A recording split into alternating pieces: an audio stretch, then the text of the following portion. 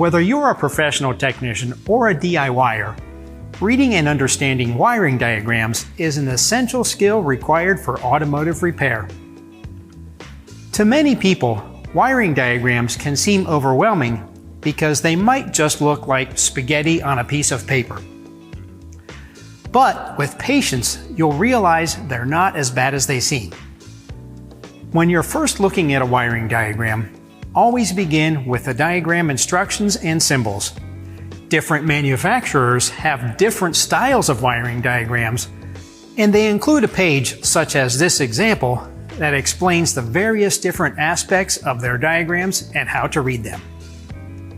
In addition, while electrical symbols typically follow published standards, there may be minor differences in how they are drawn or represented, so it's important to also familiarize yourself with the symbols used in the diagram you are working with.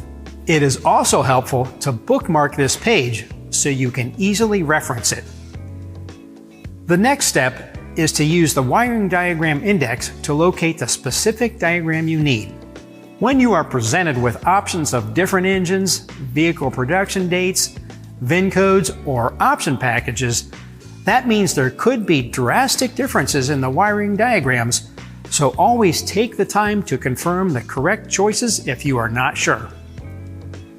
Once you've located the diagram you need, take your time to carefully follow the circuit, referencing symbols and instructions as needed to make sure you understand everything you are looking at. Don't hesitate to make notes or use a small ruler or straight edge to help you trace circuits on a page. If you're using an online diagram, print it out. Or if using a printed manual, I like to make a copy of the circuit I'm looking at. That way I can make notes right on the page and use different color highlighters to help trace circuits. Some online and printed resources also offer color-coded diagrams, which can be very useful to help identify the individual circuits.